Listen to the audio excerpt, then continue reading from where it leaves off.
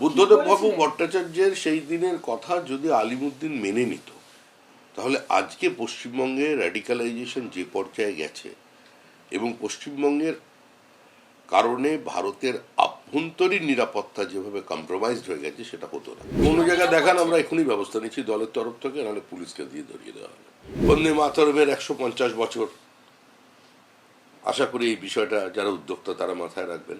সমিতি এর আগেও একাধিকবার আপনি দলের শৃঙ্খলার কথা মনে করিয়ে দিয়েছেন, বারবার করে বলেছেন বিজেপির আদর্শের কথা, কিন্তু ক্ষমতায় আসার পরেও এই বিষয়গুলো আসছে বেশ কিছু জায়গা থেকে, যেখানে পার্টির লেটার হেড, পার্টির সিম্বল সেই সমস্ত ব্যবহার করে ব্যবসায়ীদের কাছ থেকে টাকা নেওয়া হচ্ছে। কোনো জায়গায় দেখান আমরা এখনই ব্যবস্থা নিচ্ছি দলের তরফ থেকে, নাহলে পুলিশকে দিয়ে ধরিয়ে দেওয়া হবে। কেউ যদি এ ধরনের এক্সটর্শন করে, পার্টির লেটার হেড ব্যবহার করে, পার্টি তো ব্যবস্থা নেবেই, পার্টি দল থেকে বার করবে, আর তারপরে পার্টি মুখ্যমন্ত্রীকে বলবে, পুলিশ মন্ত্রীকে বলবে, যেটা আমাদের পদ্ধতি, ব্যবস্থা নিতে। পরিষ্কার মুখ্যমন্ত্রীকে বলে দেওয়া আছে, মুখ্যমন্ত্রীও জানেন এক্সটর্শন বন্ধ, টাকা তোলা বন্ধ। কোনো ধরনের বিচ্যুতি ঘটলে দল ব্যবস্থা নেবে এবং সঙ্গে সঙ্গে প্রশাসনও ব্যবস্থা নেবে। যারা কাটমানি নিয়েছিলেন তারা দেখা যাচ্ছে সব লাইন দিয়ে শিবির করে কাটমানি ফেরত দিচ্ছেন। কোচবিহারে এই ছবি দেখা গিয়েছিল, আজকে দেখা যাচ্ছে ফলতাতে একেবারে হ্যাঁ টাকা নিয়েছিলাম এবং সেই টাকা ফেরত দিচ্ছি। তৃণমূল নেতারা এভাবে টাকা ফেরত দিচ্ছেন। সুচিত্রা মণ্ডল নামে স্থানীয় তৃণমূল নেতা কাটমানি পরিষ্কার হয়ে গেল যে আমাদের যে অভিযোগ ছিল, মানুষ যে ব্যাপারে ক্ষুব্ধ ছিল সেটা সত্য। আর এরাও জানে যদি কাটমানি ফেরত না দিই, যেভাবে মানুষজন রেগে আছে, যে কোনো মুহূর্তে লিঞ্চিং এর শিকার হয়ে যাবে। পুলিশ কত বাঁচাবে বলুন? এই তো ডিম নিয়ে এত কিছু হলো, আমরা তো বললাম ভাই ডিমটা বন্ধ করো, কেন ডিম নষ্ট করছো, বাড়ি থেকে অমলেট খাও, তো শুনছে না। কিন্তু পুলিশের পক্ষেও কিছু করা সম্ভব না। আমরা চেষ্টা করছি তৃণমূলকে তৃণমূলের হাত থেকে বাঁচাতে, রক্তপাত বন্ধ করতে। বুদ্ধদেব ভট্টাচার্য মুখ্যমন্ত্রী থাকাকালীন বলেছিলেন যে খারিজি মাদ্রাসাগুলি জঙ্গি তৈরির আঁতুড়ঘর, কিন্তু আলিমুদ্দিনের চাপে সেই সময় তাকে সেই বক্তব্য থেকে সরেও আসতে হয়েছিল।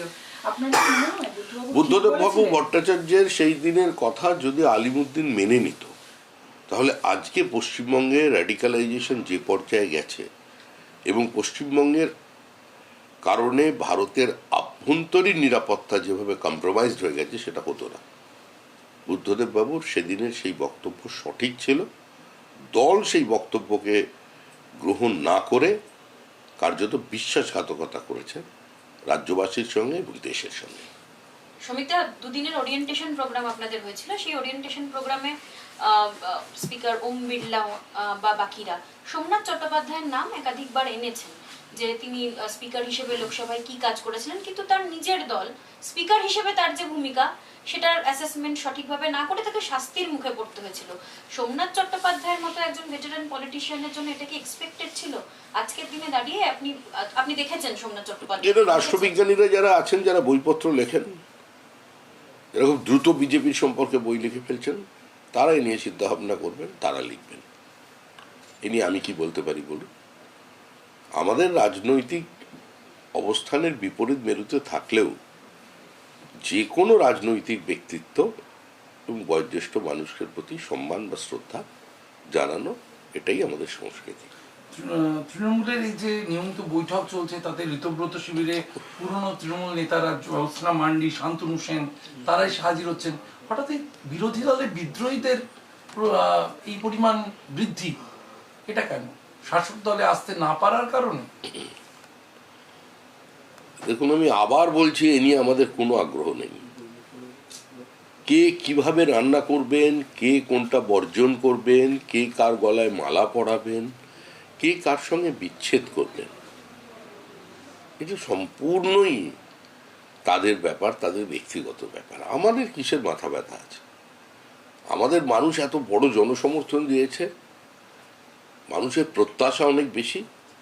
সেই প্রত্যাশার মধ্যে যেন হতাশা না জন্ম নেয়, তার জন্য আমরা লড়াই করছি। এখন আমাদের সংগঠন সরকারের প্রত্যেকটা কাজকর্মের বাস্তব অবস্থা কি, কতটা যুগোপযোগী, সেটা মানুষের সামনে তুলে ধরার চেষ্টা করছে। আমাদের সংকল্পপত্রে যা যা ছিল তা যাতে সরকার করতে পারে তার জন্য দল সহযোগিতা করছে। আমি তো 2000 সরকারের কথা বলতে পারি না, আমি দলের কথা বলছি। 2023 সালে রিং রোডের ভাবনা 2023 সালে রিং রোডের ভাবনা নেওয়া হয়েছিল সরকারের তরফ থেকে, কিন্তু রাজ্য সরকারের তরফ থেকে সেই সময় কোনো পদক্ষেপ নেওয়া হয়নি। এবার অগ্নিমিত্রা পলের তরফ থেকে পদক্ষেপ নেওয়া হচ্ছে রিং রোড, যার মাধ্যমে কলকাতা, উত্তর 24 পরগনা, হাওড়া, দক্ষিণ 24 পরগনা 4টি জেলায় একসঙ্গে কানেক্ট হবে। এতে কতটা সুবিধা হবে সাধারণ মানুষের বলে মনে করেন? সারা দেশ জুড়ে তো রিং রোড তৈরি হয়েছে মোদীজির নেতৃত্বে এনডিএ সরকারের আমলে। অতীতেও মহারাষ্ট্রের সরকার, বিজেপি সরকার, তারাও এই কাজ করেছে। এখন কিছু মানুষ আছে, কিছু দল আছে যারা কথা বলে, কেউ কেউ স্বপ্ন দেখে, কিন্তু স্বপ্নকে বাস্তবায়িত করতে পারে বিজেপি। এই যে 1 নেশন 1 ট্যাক্স প্রণববাবুর স্বপ্ন ছিল, বিজেপি বাস্তবায়িত করেছে। উদ্বাস্তুদের সম্পর্কে গান্ধীজি যা বলেছিলেন, যে প্রতিশ্রুতি দিয়েছিলেন, কংগ্রেস করতে পারেনি, বিজেপি বাস্তবায়িত করেছে। তো কংগ্রেস ভাববে, স্বপ্ন দেখবে, সিপিএম কথা বলবে, কিন্তু কাজটা করবে বিজেপি, সেটাই হচ্ছে। সমিতা, দুটো বিষয় আর না। এই রাজ্যের মানুষের কাছে তো একটা অন্য আবেগ, বইমেলা, চলচ্চিত্র উৎসব। আপনি নিজে বই অনুরাগী, চলচ্চিত্র অনুরাগী। আপনি রাজ্যের বাসিন্দা হিসেবে এবং বিজেপি সরকারের কাছে কেমন বইমেলা, কেমন চলচ্চিত্র উৎসব চাইছেন এবার? সর্বাঙ্গ সুন্দর। বন্দে মাতরমের 150 বছর, আশা করি এই বিষয়টা যারা উদ্যোক্তা তারা মাথায় রাখবেন। কারণ কলকাতাতেই বন্দে মাতরম উচ্চারিত হয়েছিল, আবার কলকাতাতেই বন্দে মাতরমের অঙ্গচ্ছেদ হয়েছিল। তো সেখানে দাঁড়িয়ে 150 বছর যখন পালন হচ্ছে, ঋষি অরবিন্দ বলেছিলেন এটা শুধু মন্ত্র নয়, এটা রিলিজন অফ প্যাট্রিয়টিজম, দেশপ্রেমের ধর্ম।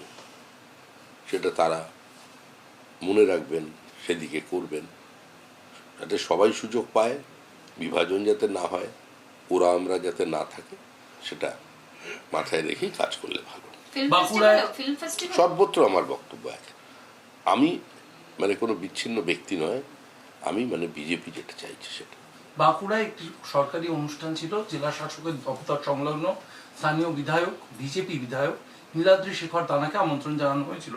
একই অনুষ্ঠানে আমন্ত্রিত ছিলেন তৃণমূলের জেলা পরিষদ সভাধিপতি এবং আরো কিছু পঞ্চায়েত সমিতির সদস্যরা। নীলাদ্রি শেখর দানা সেখানে উপস্থিত হন। মঞ্চে তৃণমূলের নেতৃত্বকে দেখে তিনি বেরিয়ে চলে আসেন এবং তিনি জানিয়ে দেন যে তৃণমূল আমাকে জেল কাটিয়েছে এক সময়, সেই তৃণমূলের সাথে আমি কোনো মঞ্চে বসতে রাজি নই। বিধায়ক কোন পরিস্থিতিতে তিনি এটা করেছেন সেটা জানা, কারণ ওর ভয় আছে। নীলাদ্রি শেখর দানা যেটা করেছেন তার মধ্যে তারও যেমন বক্তব্য আছে, তারও একটা ভয় আছে।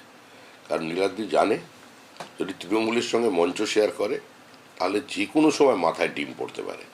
এমনি ওর চুল কমে গেছে, মাথায় পড়লে খুব লাগবে, ওই ভয়ই আর কি মঞ্চ থেকে চলে গেছে।